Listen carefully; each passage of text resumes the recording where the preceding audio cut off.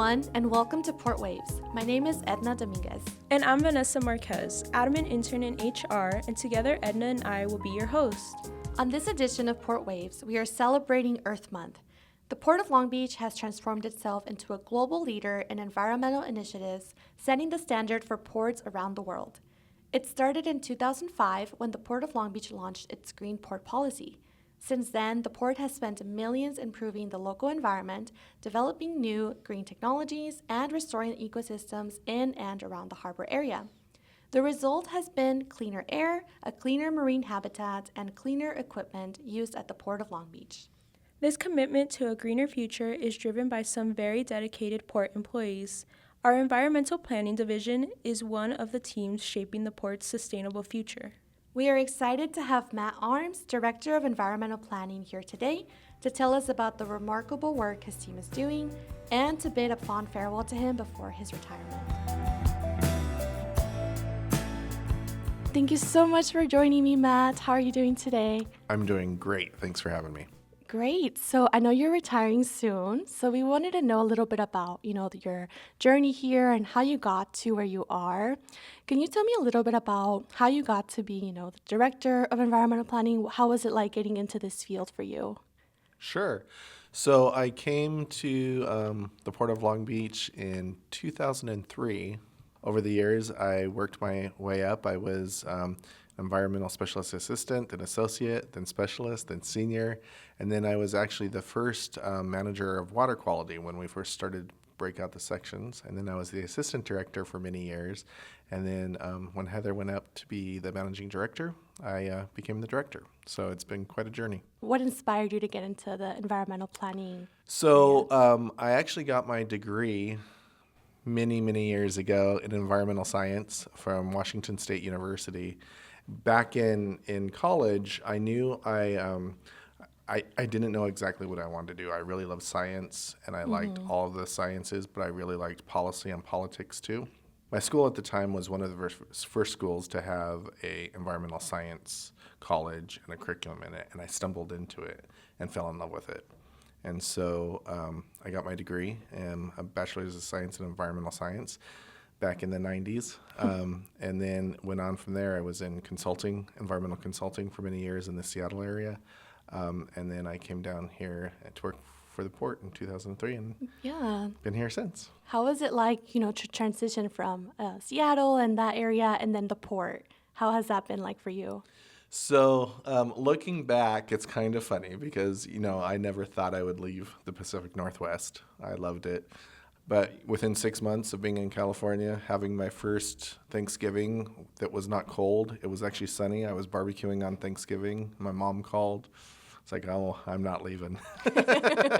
I'm not going back. So the transitions and the opportunity here at the port has been fantastic for me. So I have zero regrets about that. Awesome.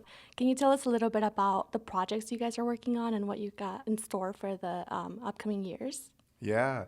So the team is working on a lot of amazing projects, and there's a lot of work that goes on that people don't know about. For example, our water quality group that deals with the biological resources in the harbor, they do amazing work and amazing science to better understand the ecosystem and the health of the harbor and do a lot of surveys and studies and modeling. There's always great, interesting stuff going on in terms of reducing air emissions, right? And the transition to zero emissions. I think one of the things people don't realize is here at the Port of Long Beach and out of the environmental division, definitely supported by engineering and others, how we are on the cutting edge of advancing technology, right? We have our hands in and play a big role in doing a transition to zero emissions and advancing the different types of technologies and platforms. And I don't think that it's really understood what we are doing in that space, and that the people on the environmental planning team, the great environmental specialists down there, the role they're playing in that technology development. That's amazing. How has it changed since you started here in 2003? Oh my gosh. So when I started in 2003, we weren't a division. It was the planning division, and what is now port planning, which was master planning and transportation planning and environmental planning, were three sections in the planning division. In the 80s and 90s, the areas of Pure S, Pure A, and then Puree West were coming over to the ports. The port purchased that, and there was a lot of remediation or cleaning up of those sites. So there was a lot of work in that. And air quality at that time was just becoming a concern and an issue. Actually, one of my very, very first projects at the port was doing one of the port's very first demonstration projects to, at the time, demonstrate LNG yard hostlers for the first time. So that was pretty exciting, and that was just the very beginning of all the air quality efforts.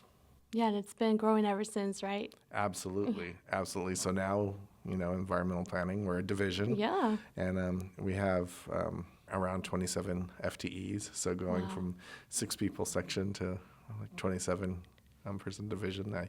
It's continued to grow, and I think every year it doesn't slow down. We just get more initiatives, more programs. We get more creative, and so we think of more amazing resources. things to do. That's right. So, reflecting on your career, what would you say are some of the most memorable moments or proudest achievements during your tenure here? When I really think back, some of the coolest things that I did were back when I was an environmental specialist and really digging in and getting to focus on projects and the technical side of things. There's a project, the total maximum daily load in the water quality world, where we got to do a lot of really good modeling and science and really understand the ecosystem of San Pedro Bay and how fish move, and do fish tracking and do sediment tracking and do a lot of really cool work. And it ended up the state's now sediment regulations for bays and estuaries like San Pedro Bay are based on all that work we did, right? Wow. And so things like that are really exciting to look back and look at all that work we did, and it was pretty exciting.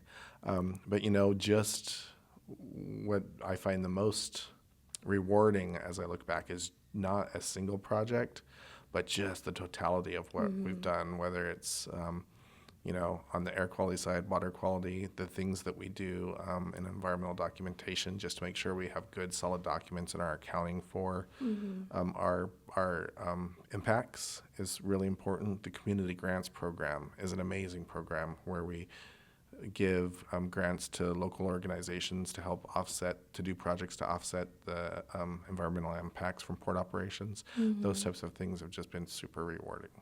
I mean, there's no doubt that your team does incredible work. How do you see it evolving in the future? I'm sure they're going to continue to do even more incredible work. One of the things that has been the most amazing about the opportunity to work in the environmental group here at the port is you never know what's next, right? Every year, it seems, there's something new that we're learning. So I'm sure the existing work will continue. What's going to come up next year? I have no idea because I've not been right to date. I would never have guessed, right? So it's going to be something new, and it's going to be something amazing, and I'm sure the team in the port will tackle it with a lot of enthusiasm and accomplish great things at whatever it is. Yeah, incredible.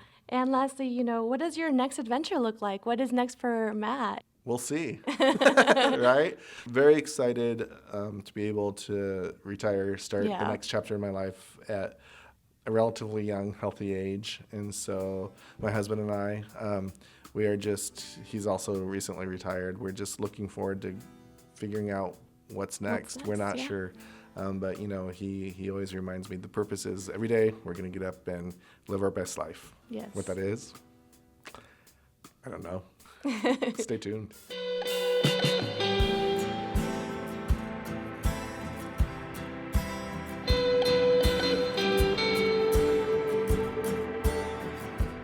Thank you, Matt, and good luck with your next adventure.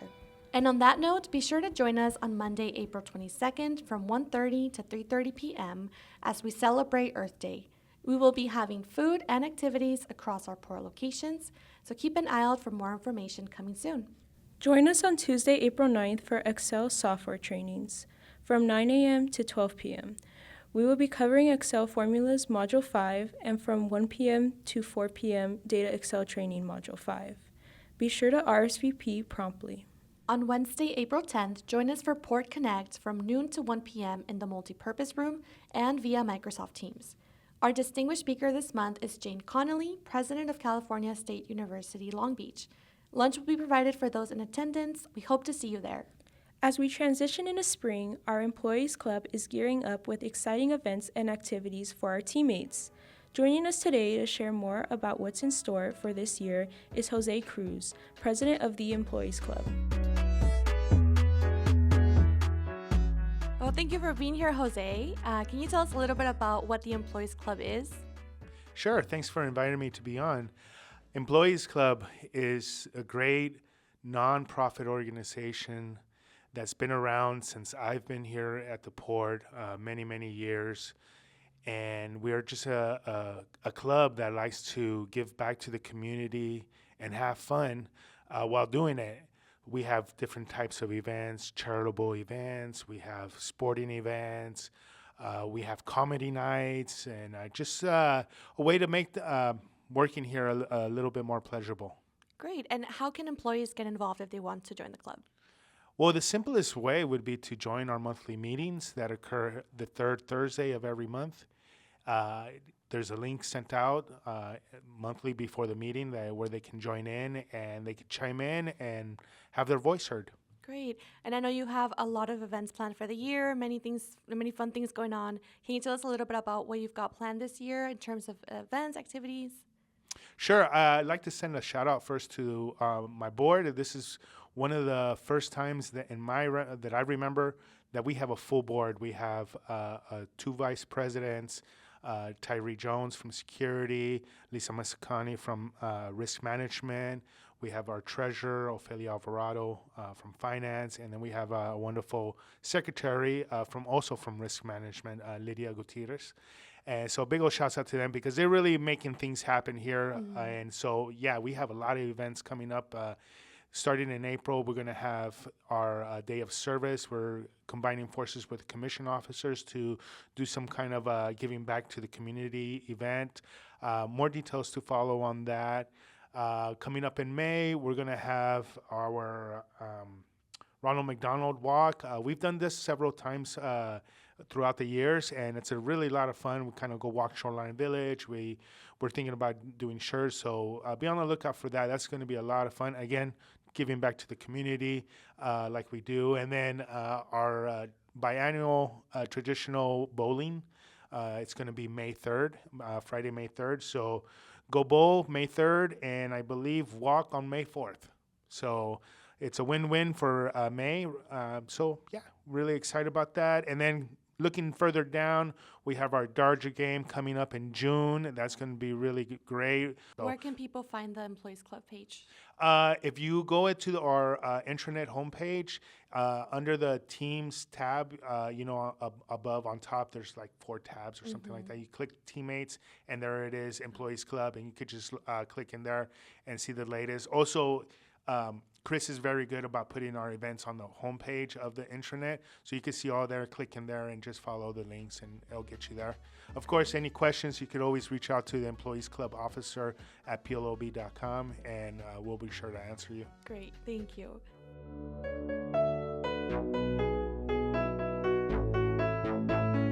Thank you, Jose. Now it's time for birthdays.